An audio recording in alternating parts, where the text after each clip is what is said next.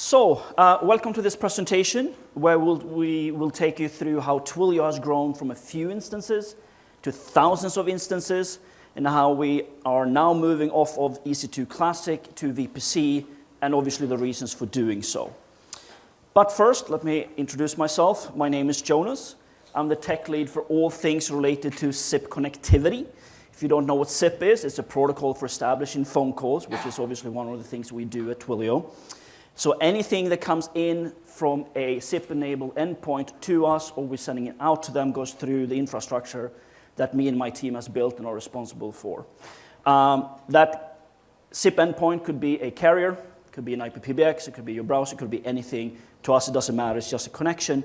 Also, all the media that's flowing through our network is my responsibility to make sure it actually goes through. So if you ever get like, I can't hear you, can you hear me? It's probably my fault.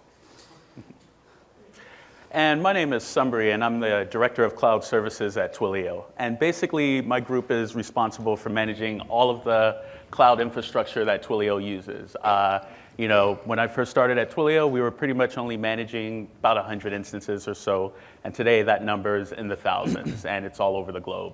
And so our group definitely has a really interesting and tough task, and that's just making sure that all these cloud instances and the cloud networks are functioning all the time.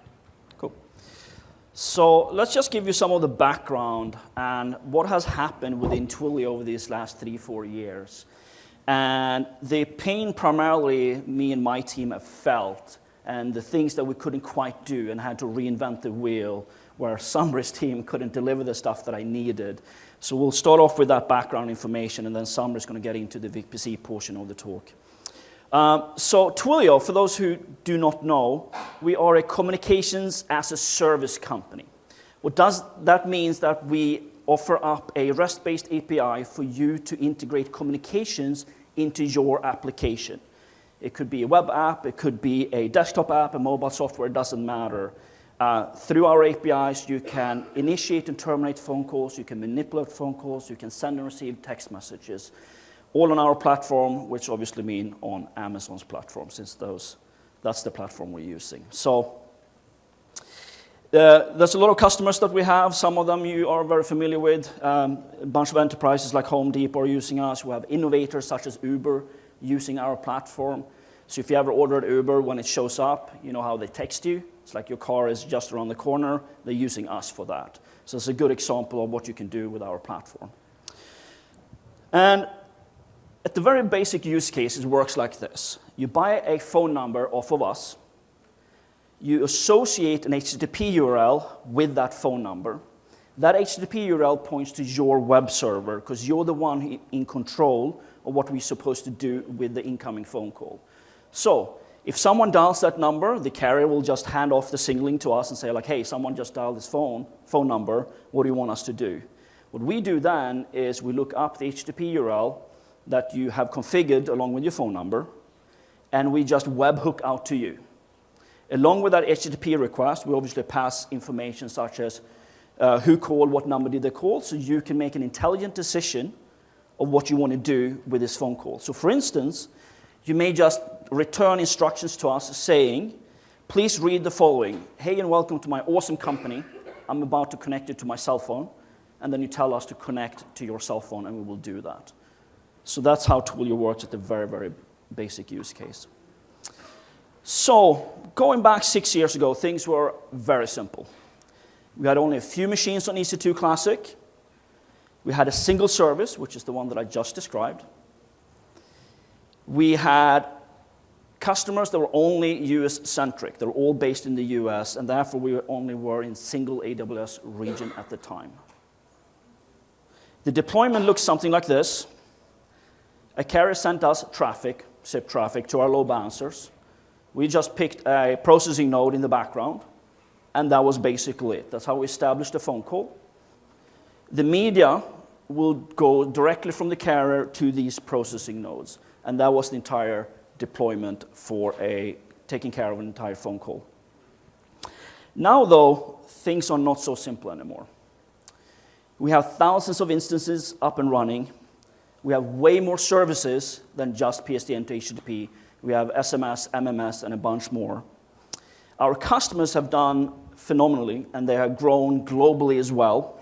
And so we needed to grow globally too. So right now we have resources in every AWS region out there, and the deployment has gone, kind of looks like this now. So we have a bunch of carriers around the world. We have instructed them to connect to the closest data center, which is obviously an AWS data center.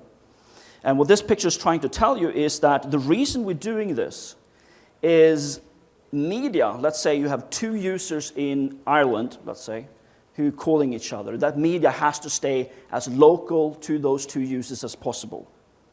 And that's the primary reason we deployed around the world, is to keep the media locally. However, the carriers are still sending us traffic to those regions, and the signaling looks a little more complicated. The orange node, if you recall, is the load balancer.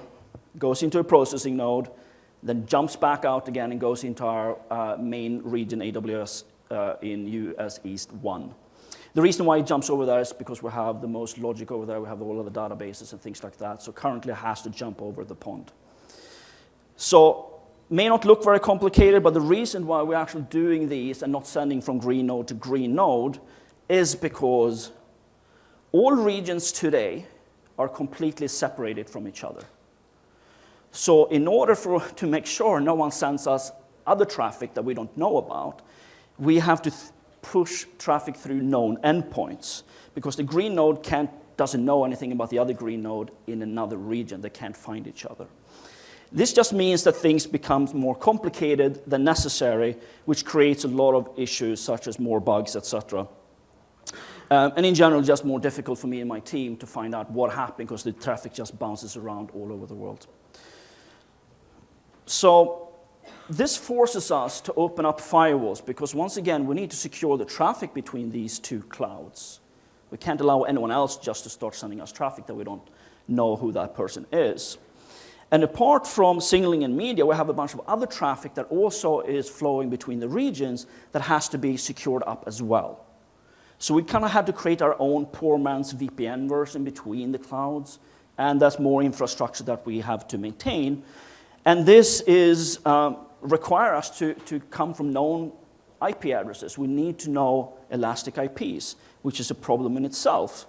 So all of this means that we have a lot of unnecessary hops. Deployments gets really complicated.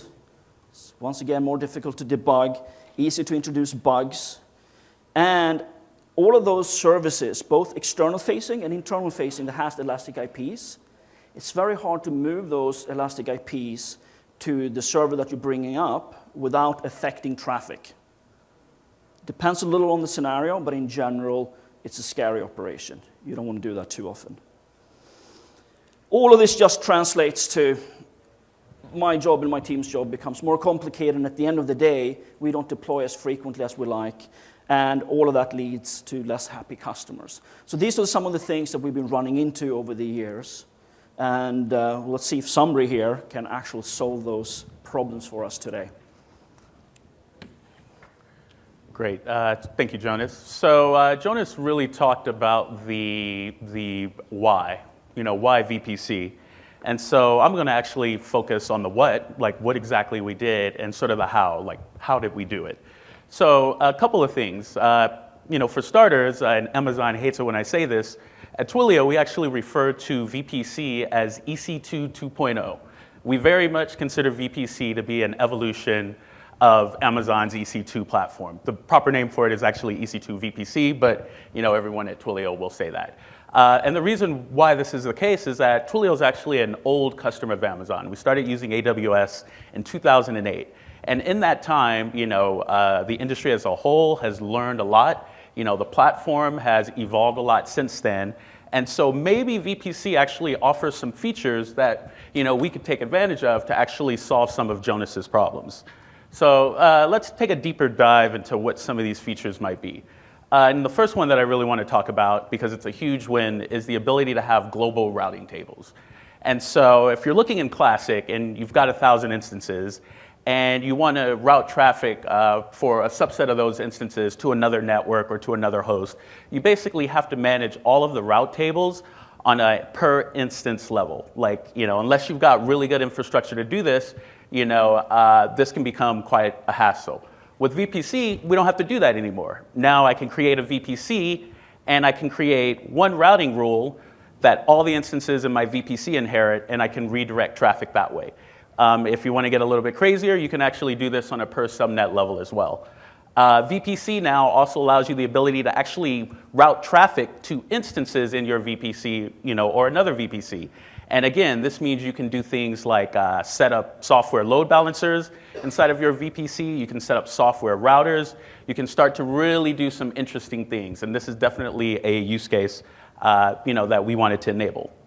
Another big feature with VPC is something, that's known as HVM and SR-IOV. So what does this mean? I won't dive too deeply into this, but Amazon offers two types of instances: para-virtualized and hardware virtualized instance types. The hardware virtualized are basically what you'll see on some of the larger instance types like cluster compute instances and whatnot.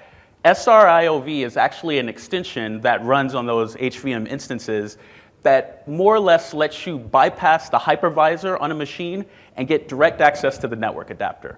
So what does that mean? It means that I can deploy an instance in AWS that's an HVM instance and basically get my own network card all to myself. This enables a crazy use case because now I can get 10 gigabit network speeds from a single instance if I want, as long as it's sized appropriately. Also, it gives me low latency access, and this is actually going to enable some really interesting use cases for us in a bit. So the next feature I kind of want to talk about is elastic network interfaces. And so when AWS first launched, we basically had EIPs, and that's how a lot of people basically did redundancy. You would attach an EIP to an instance. If that instance failed, you would move that EIP to another instance. This was great, but as Amazon got bigger, we started noticing things like the amount of time it took to assign an EIP took longer and longer. And if we tried to use an EIP for an internal purpose, so let's say I wanted to create like a database load balancer, and I only wanted instances inside of a region to be able to see that, the elastic IP wasn't really elastic at that point. At that point, it just really served as a DNS entry. And so this kind of bites a lot of people, not realizing that this is actually the use case. And so it doesn't quite work how we wanted it to. With ENIs, now I basically have the equivalent of a network card that I can just drag around to instances whenever I want. Whenever I reassign an ENI, only takes about a second or two. It still maintains all the TCP sessions. It is actually great, and it enables a bunch of really interesting use cases. Now, I can do stuff like multi-homing. I can assign multiple ENIs to an instance. I can assign public and private elastic IPs to that instance. I can assign security groups, and those security groups will actually follow that ENI around wherever it goes. And the ENI actually has its own MAC address. So what does this mean? If you're using some third-party software, that's like a licensing server, and it's attached to the MAC address of the machine it's running on. Now I can just reference the ENI's MAC address, and when I move that, when that box fails, I don't have to change anything, from my application point of view. So another interesting feature that we really like about VPC is that it's really a software-defined network. And I kind of feel like, the next big thing that's really starting to happen with the cloud is sort of the realization that now we can provision networks just like we can provision machines. In 2008, everybody loved the fact that I had an API that I could just use to launch instances whenever I want. I can do the same thing with my network now, and VPC actually enables that. So it gives me another couple of really, really cool things. One of the big ones, I get to number my own network now. If, like us, you've been running in US East for a while, Amazon basically exposed the Class A 10 network. So any instances that you booted up basically took an IP address, from 10.star and used it. Then when Amazon launched the European regions, all of a sudden, the numbering space was the same. So if I was going to try to connect those two regions to each other in any way, I actually couldn't because the networks overlapped. And this was a big problem for Twilio as we started going globally. We kind of realized we had a foot gun, what were we going to do about this? We actually came up with some complex solutions for sort of getting around this, but the ability to actually number my own network now means that I can basically plot out how the network's going to work, all over the globe. I can give each region, its own Class B or Class C subnet or whatever I want, and then I can sort of do some sophisticated routing along the edges. Another great thing about a software-defined network is I get network ACLs now. We didn't have that in Classic at all. If you had like a DDoS attack or something like that, there was no easy way to actually, distribute a blacklist to all of your nodes unless you'd actually automated this, So it required a lot of automation to be able to deal with things like this. Now I get network ACLs, that's great, and security groups can also, function in the same way. One other big thing that VPC actually enables, and this has really helped as Twilio has started thinking about getting lots of certifications, and these are things like HIPAA and PCI compliance and SOX compliance. There's a big requirement with all these certifications that you have to protect your data in transit. And what that basically means is if I have two instances and they're communicating with each other and they are passing along card holder or any type of sensitive customer data, I basically need to encrypt that. I need to protect that. So when we tried to do that in Classic, that basically meant an IPsec tunnel between every instance. Adds latency, adds complexity. Being able to define a software-defined network, now all the certifications now treat this more like a switch with VLAN tagging enabled. And so this has actually made it real easy for us to proceed forward. And then, of course, I can provision networks like virtual machines, which is great. Twilio today now actually uses Ansible to actually set up our VPCs. It takes like a couple of seconds. It's amazing. Another really interesting use case is the hardware security module or manager that AWS provides. Basically, if you are implementing your own encryption, you are doing it wrong. There's probably few people in the world that actually really understand the complexities involved with this. And the great thing about the HSM is I can just offload all the management of my keys and certificates, to this actual dedicated hardware device. Can secure it with IAM policies. I can attach it to my VPC, and you know what? I'm good to go. When Twilio was on Classic, we implemented a lot of this logic ourselves, and we managed this all ourselves. And now with the HSM, I get to, it's another thing that AWS saves me from having to do. And it also allows us the ability to easily and quickly encrypt customer data. Going back to getting those certifications, another big requirement is that you protect your data at rest. And that means any type of customer data that's sensitive, it's got to be encrypted when it's sitting on a database or it's sitting on an instance. The HSM gives you a fast and easy way to actually be able to programmatically do that. So, what does all of this actually mean? We talked about 5 really great VPC features, and so when Twilio actually started looking at the use case of solving, our customer Jonas's problems, we actually kind of put these all together, and we came up with the concept internally we call, the Twilio Cloud. So what is the Twilio Cloud? It's basically, one giant network that Twilio has that gives us the ability to be able to deploy services anywhere in the world, gives services the ability to be able to communicate with each other anywhere in the world, and gives service the ability to be able to discover each other no matter where they run from. And this is sort of what this looks like today. We've got 8 regions, or 8 realms, we call them at Twilio, spread all over the globe. They're all interconnected in a hub and spoke model. And we have services, from all of our customers, all of our internal customers' teams, like Jonas, et cetera, that are able to, deploy their services anywhere they want, and they just sort of work. We have basically removed the complexity from managing the network from the teams and kind of centralized that ourselves. By providing the Twilio Cloud, you just deploy your services on top of that, and you're good to go. So I talked about the building blocks that we actually use to make this happen. And again, just to refresh, we use global routing tables to connect all the regions to each other. We use HVM and SRIOV, to get sort of low latency, high bandwidth connections between everything. We use ENIs. We're actually in the process of still rolling ENIs out. But we're thinking about using them for multi-homing, using them for internal services failover, and all sorts of other really interesting use cases. Again, we get the ability to create a software-defined network to get past some of our certification requirements, and we get the great HSM. So one point I want to actually elaborate on a little bit is exactly how Twilio is doing the region-to-region connectivity today. And if you kind of look over here, we've got a simple example. We've got 2 VPCs, one in US West 2 and one in US East 1. We've numbered the US East 1 VPC 10.1, and we've numbered the US West 2 VPC 10.2. Once we've got those separate networks numbered, we now have the ability to set a global route table at the VPC level to basically tell, the US West VPC, anything destined for 10.1, I want you to actually send it to that router instance. That router instance is just an instance running, any type of virtual router software, and it basically creates an IPsec tunnel to another instance of the same type in our US East region, and basically sends all the traffic over there. And by doing this, we've basically just recreated what is a pretty standard network setup, but we've actually done it on top of the cloud.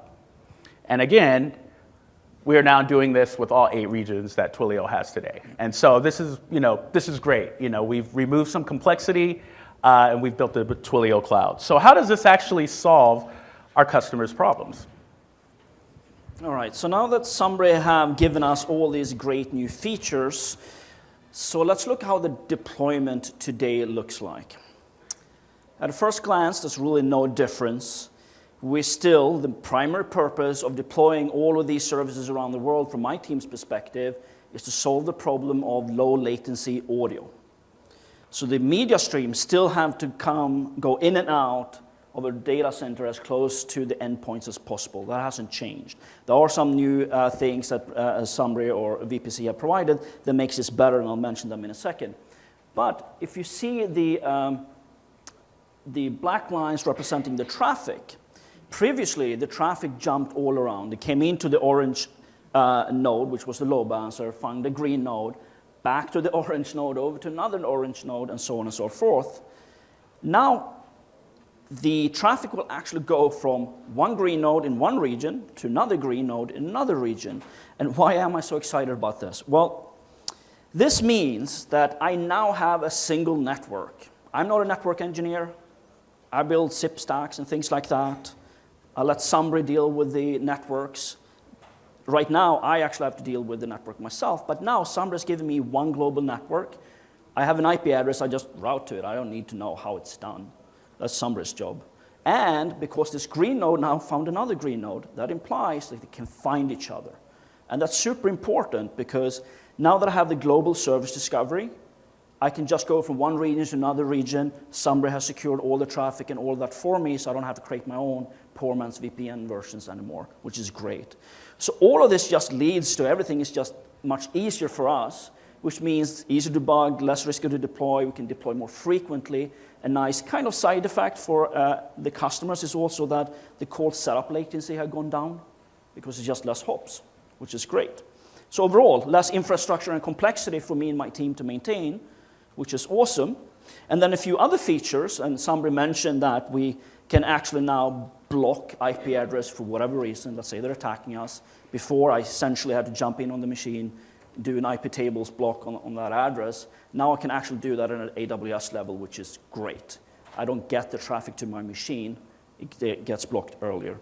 Also, the elastic network interfaces. I mentioned before some of the problems with EIPs. We're still in the process of doing some more research around this, but we do believe it's going to help us a lot, both with internal services and external services, and deploying replacements without actually messing too much with the traffic.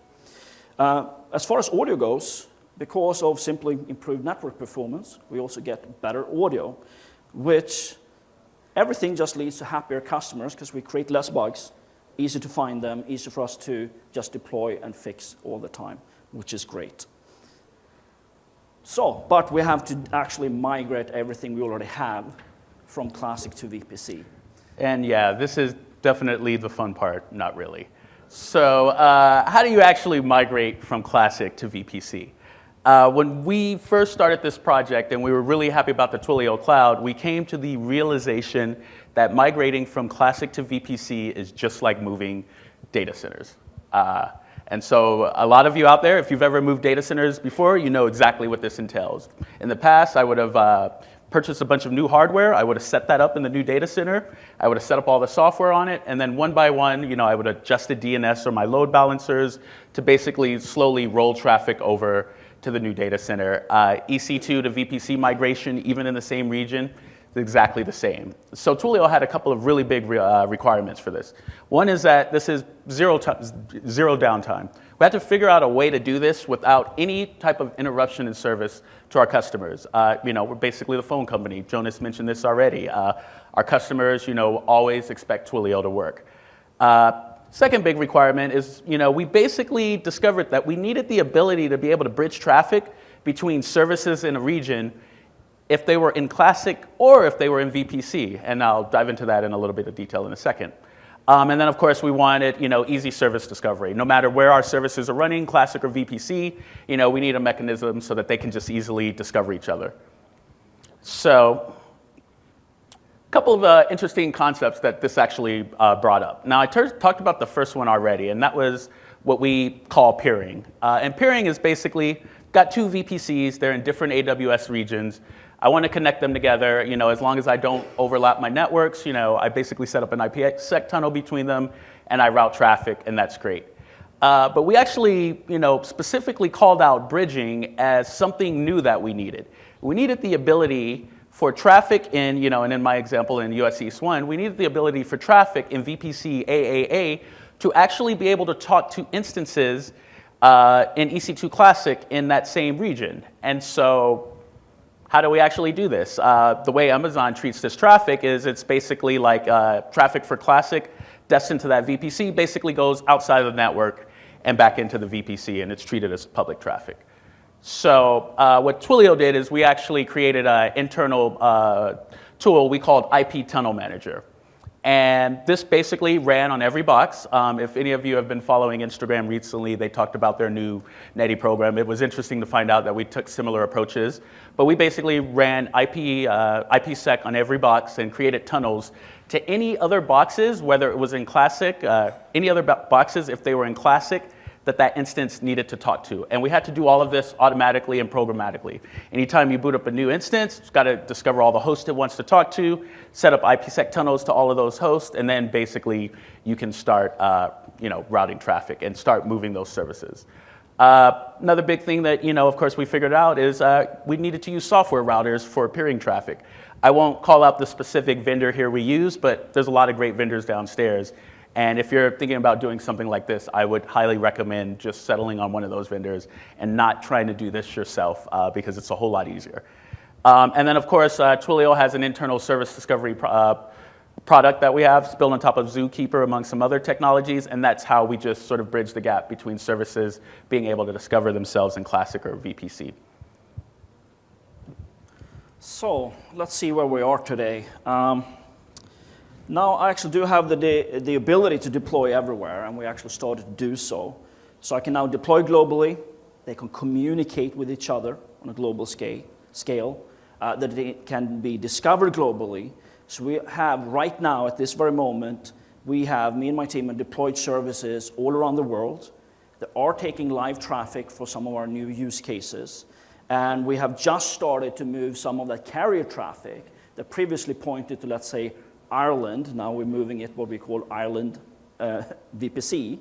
And we have to go around and update all the carriers and have them start sending traffic slowly over to the new regions. And we're right in the process of doing so. But hopefully soon, we're going to be 100% on VPC. But the big trick here is that we cannot just have a single drop phone call, which also makes the problem more fun for me being an engineer. But hopefully it works too. So, last word, Samrin? Yeah, so a couple of things we learned here that we really want to share. And these are actually two big asks to Amazon. So any AWSers out in the crowd, hope you're paying attention. The first of these is, we'd really love a feature to be able to bridge EC2-Classic and EC2 VPC together. And what I mean by that is, as long as my networks, the numbering for each network doesn't sort of overlap. In Classic, I'm using 10.star. In my VPC, maybe I use 172.16. I just want a feature to be able to connect those together and just have traffic from all the instances be able to find each other automatically. I feel like, the solution that we invested to do this actually took a lot of engineering time, and there's probably lots of other customers that, are basically going to re-implement the same thing. So it makes sense for Amazon to actually provide a feature to do this. and it would be great if they did. And then the second big ask is, Twilio has an interesting use case. We're routing calls all over the world today.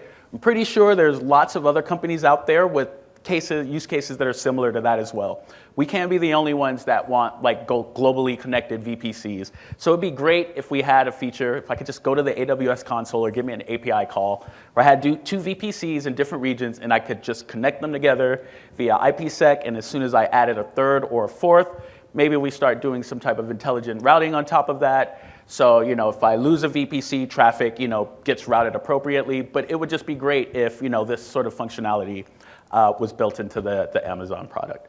And so that said, that basically wraps things up, and we'll actually take some questions if there are any.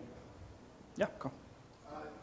Did you say you have separate VPCs for every region you operate in? That's correct. Okay. Do you have anything that connects all of them together, or are they independently connected by IP? So we are basically running we basically have, and so the question was, how are all of our VPCs sort of connected to each other?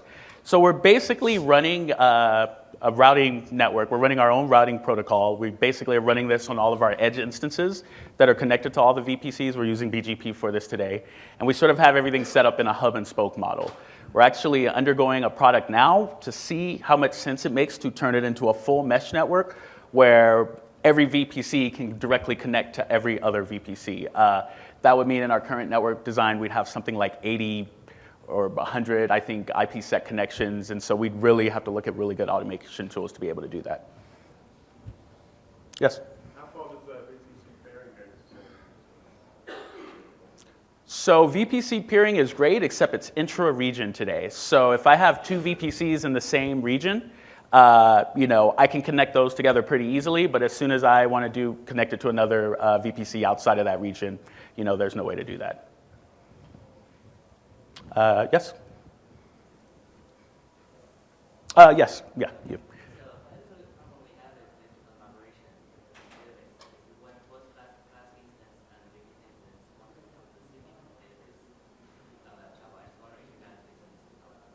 And correct me if I'm wrong. So the question was, how did we actually migrate our databases between Classic and VPC?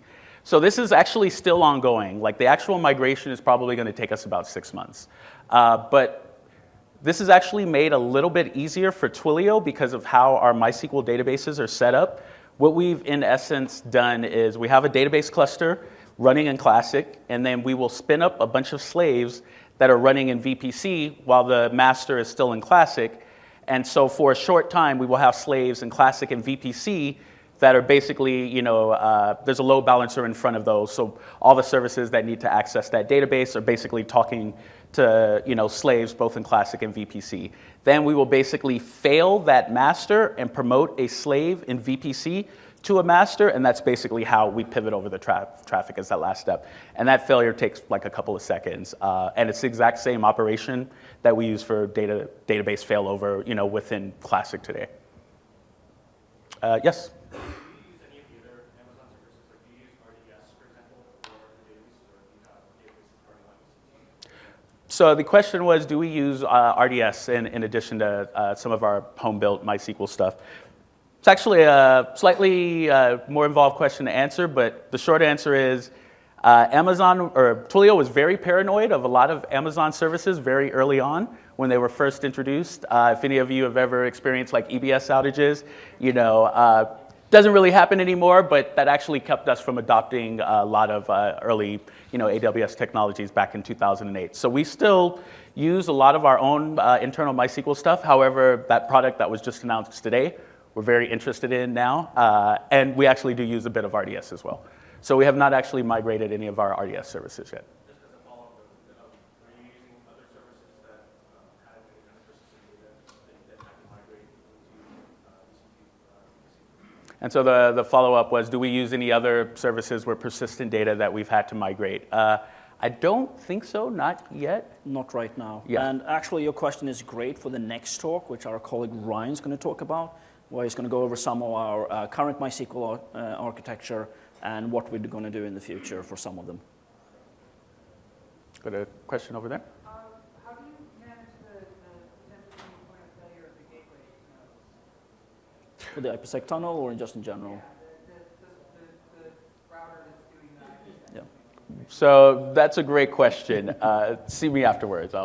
Yeah. Anybody else that's actually interested in that same thing? Okay. Okay. Go ahead. Yep.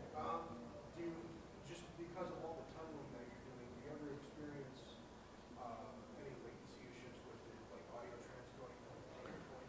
Yeah, And, so or go ahead. Yeah. audio transcoding we do not do that way. That's why we deployed media resources around the world to avoid that problem. Audio is so sensitive, or rather humans are that sensitive, so we can't just have more than, in general, people start noticing 200 millisecond delay, and then it's getting annoying to have a phone conversation. So those are not escaping the region that they're in. So Audio goes into the region that's transcoded and gets sent to. yeah, so we try to optimize for where the two endpoints are.